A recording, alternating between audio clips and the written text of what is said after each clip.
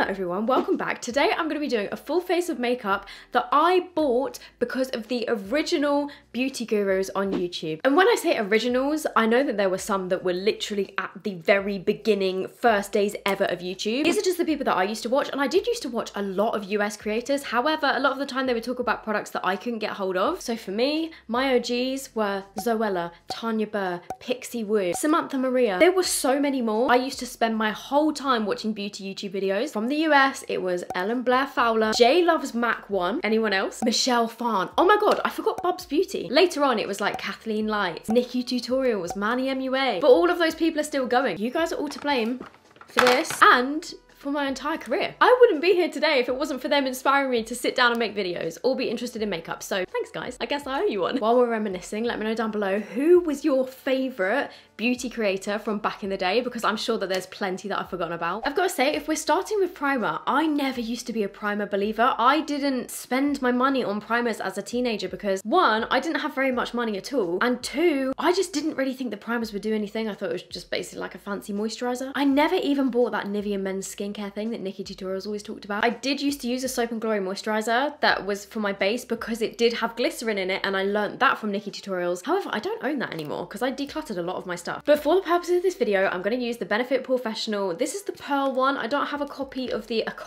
as if it's like a book from a library. I don't have the original one anymore. But I have to say, back then, Benefit stuff was too expensive for me. I never bought the Benefit primer, I don't think. I think the first time I ever owned it was when I got added to Benefit's PR list, which is like wild in itself that that even happened. This is probably out of date, by the way, but just slap it all over my face anyway. Oh no, we've encountered our first problem. Oh shit, I hate when this happens. Okay, apparently the Benefit primer does not want to mix with the moisturizer that I've put all over my face. Well, let's just try and blend that all in and get rid of all the little bits. I'm going to get my hair done after this video. I don't want my hairdresser to think that I'm just not good at putting my makeup on and it's all flaky. For my foundation, and I did make a TikTok on this, which I was actually speaking to Anastasia on the Steve Madden trip that I went on the other day, which by the way, if you want to see a little Amsterdam vlog, I posted one on my TikTok on my Instagram.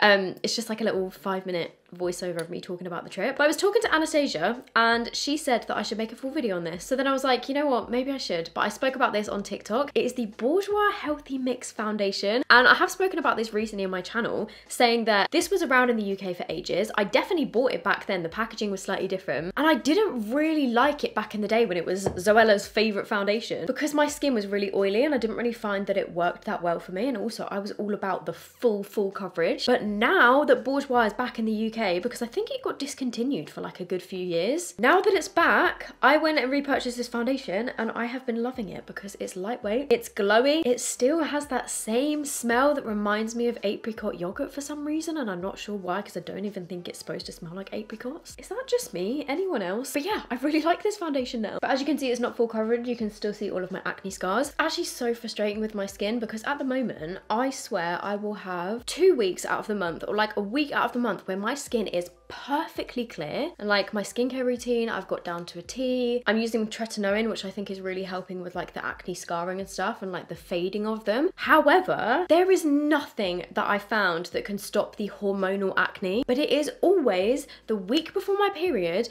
I will come up in hormonal acne around my jaw, and obviously you can do stuff to treat that after it's come about, but I don't know if there's anything that you can actually do to stop the hormonal acne, because obviously if it's caused by something else then fine, you can use different skincare products, but like the root of the cause is being a woman.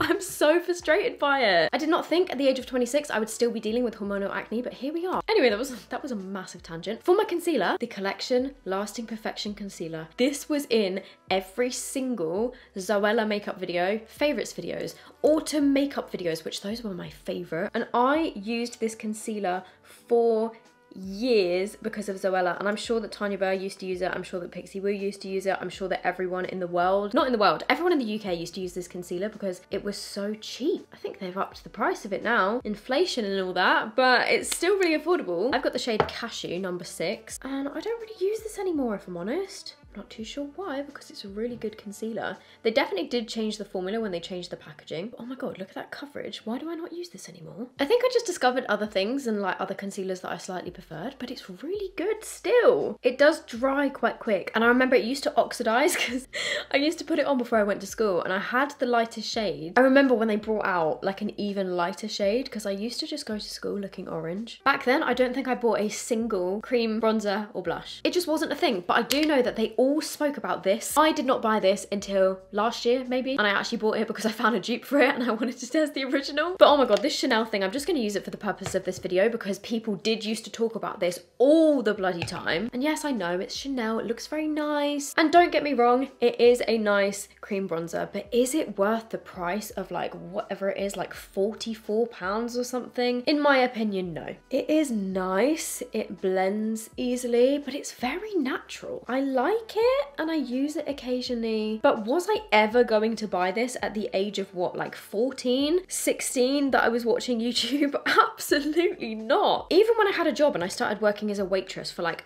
a few months, I was not spending that money on Chanel makeup. I was spending that money going to see JLS in concert. Those were the days. For my powder, it 100% would have been the Rimmel Stay Matte. However, I don't seem to own that anymore. However, another one that is definitely one that I bought because of probably Zoella again is the Rimmel Match Perfection, which is basically their loose powder. Probably one of the first ever loose powders that I ever bought. Would I ever have realistically set my face with a powder puff? No. But I'm gonna do it today. I used to just use a massive powder brush and just pack on the powder all over my face. And obviously back then it was all matte everything, like tons of powder, matte foundation. The only glow that I ever had was a big stripe of white highlighter, probably an 0 for 1. Oh my god, for powder bronzer, I remember, I think I first got this because Ellie went to America and brought me one back. Is that when I first got my hands on this?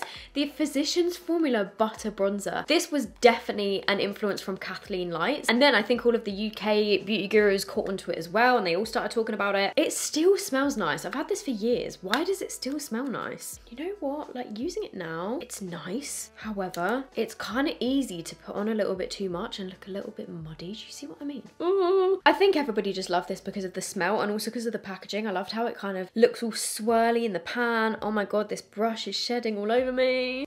And I used to be so envious of the American beauty gurus that would talk about brands like Physicians Formula and CoverGirl, because we could never get them in the UK, and back then it wasn't a thing. Like now you can get most brands on some kind of website. Back then you just couldn't get them, like it wasn't possible unless you went to America or had a friend that went to America or paid somebody to ship it over from America, which I also did that at times as well. I used to use one of those websites where you would like pay to get a bunch of makeup sent to like a storage unit in the US and then they would send it over to you. I used to do that because I was like so invested that I needed to get these products. For my blush, again, this is something that people spoke about all the time. I didn't have the money to get it back then, and I used to buy the dupe, which was one from Sleek. I'm talking about the NARS Orgasm blush, okay? This has been around for years. It was so popular. Another strong contender, which was slightly after that, was the Milani Luminoso. I'm pretty sure Nikkitutorials was to blame for this one, and to this day it's still one of my favorite blushes, but I'm going to use NARS Orgasm just because I've probably not used this in ages. It's not even a color that I reach for that much. I know that my first ever NARS product, Emma bought me for my birthday. Emma's Rectangle, one of my YouTube friends. She bought me a NARS powder for my birthday one year.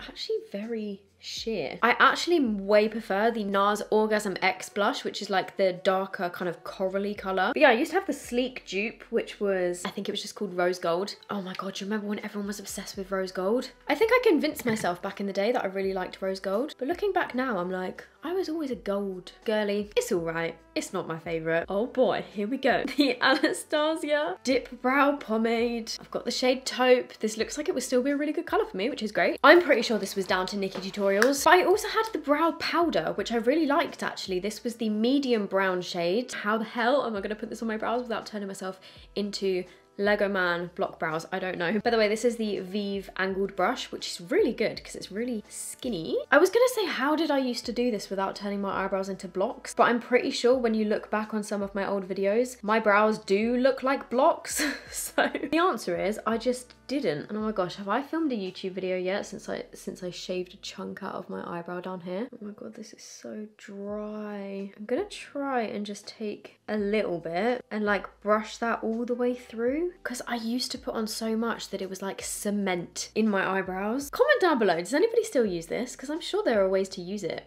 where it looks a lot more natural. And I'm absolutely sure people do still use this. Anastasia products were just the shit. Oh, I would so be using the Anastasia Modern Renaissance palette in this video if I hadn't decluttered it. How have I got them so uneven already? How did we do this? Okay, at the front, let's do little strokes, which I definitely didn't used to do. I used to just like take the excess on my brush and just go upwards and like fill it in a block. Okay, I feel like the way that I've done them today, it doesn't look too, I don't know, look in the thumbnail and they look like blocks. I was gonna say it doesn't look too bad. Maybe it does. That'll do. It's better than what I used to do, I think. As if I was about to move on without highlighting my face. I completely skipped over highlighter for my highlighter. The Becca highlighters. These were the days of Jaclyn Hill, and you know what? I never had Jaclyn Hill Champagne Pop because again, it was hard to get hold of in the UK. Also, it was very expensive and I didn't want to invest in it because I knew that Champagne Pop was probably back then going to be too dark for my skin tone. I did, however, have some of the other Becca highlighters. I had Opal, which I did declutter. The only Becca highlighter that I actually kept is the Miniature Moonstone highlighter, just because this is really handy for traveling. Been pretty well used. It's got a little dent in it somehow. Don't know how I did that. Oh my god, they're so pigmented.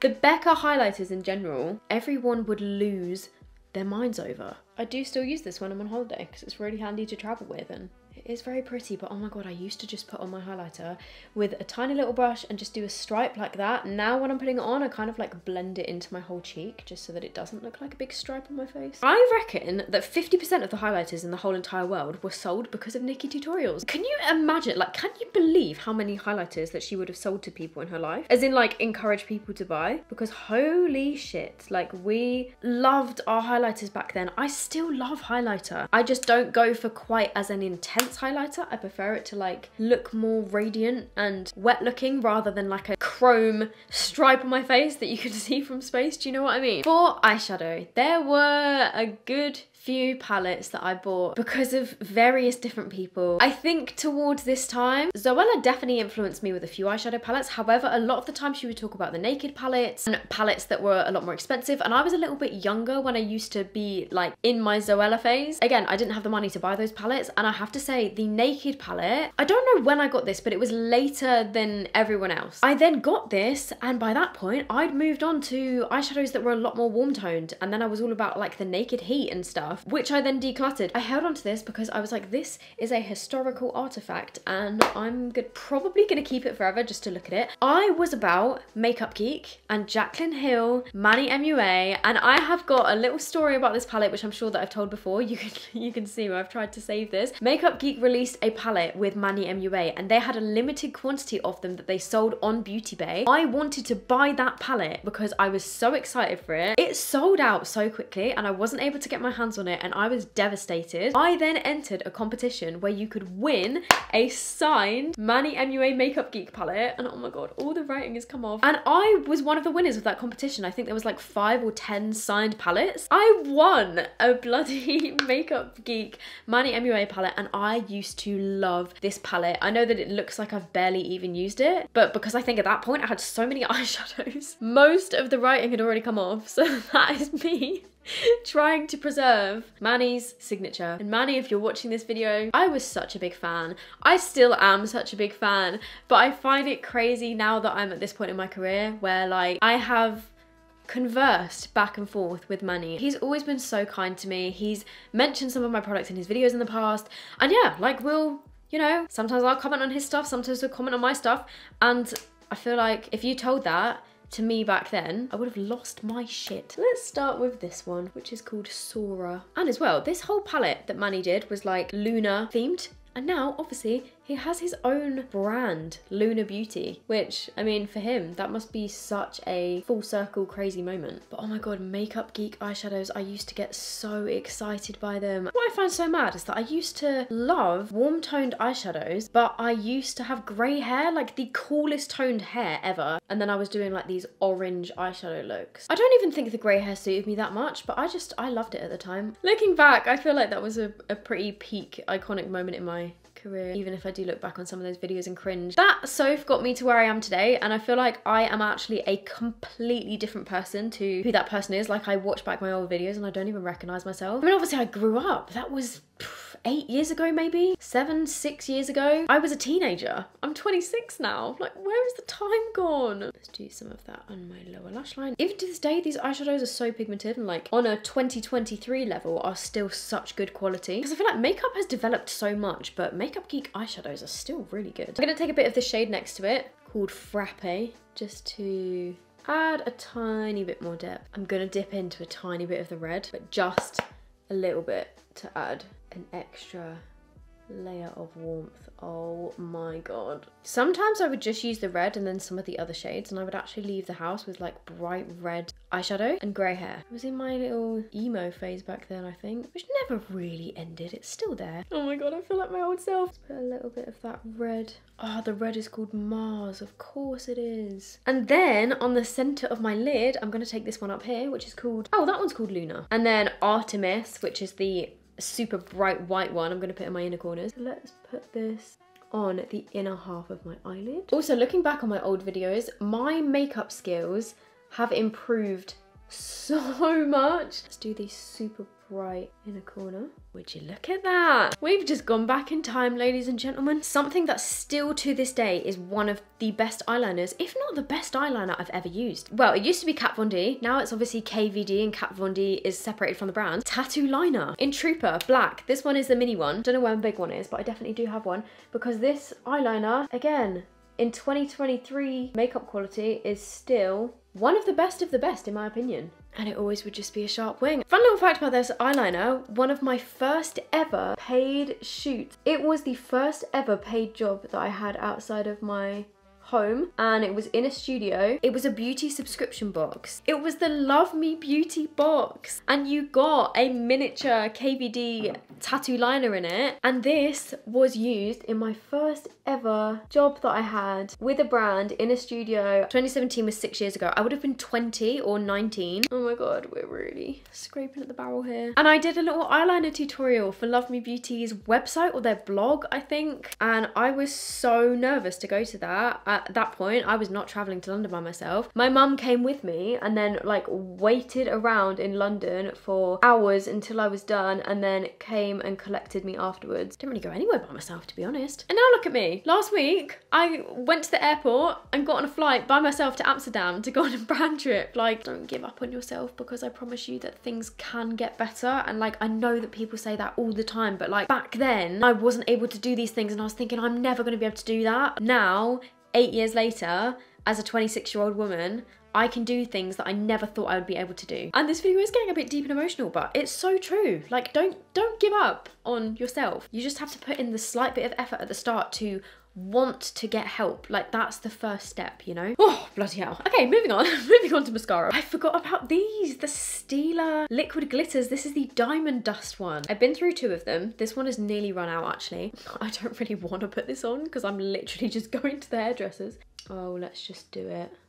Put a little bit on my inner corner. Let's take a brush and just blend it out a little bit, just so that it doesn't quite look as clumpy. God, I just used to love putting these all over my eyes. I don't really use them too much anymore, to be honest. It's mostly like a graphic liner these days, or like a sparkly eyeshadow that's a much more fine glitter. Look at these eyes. That is such a throwback. For my mascara, there are so many. My first ever mascara that I bought, it was that Maybelline one that was the pink and green packaging. After that, it would have been the Maybelline Lash Sensational, which still is an incredible mascara. Can't find mine though. It was mostly Maybelline and L'Oreal mascaras. Those like had a chokehold stranglehold on the UK, I'm pretty sure. And the US, like even the one that was in the purple tube, the one that was in the yellow tube, all of those Maybelline mascaras, got through all of those. The L'Oreal telescopic mascara, I specifically remember, I can't remember her name, but there was an American beauty guru. She stopped making content after a while. I'm pretty sure she had like white blonde hair and she had the longest lashes that I've ever seen. And I'm pretty sure back then if you searched on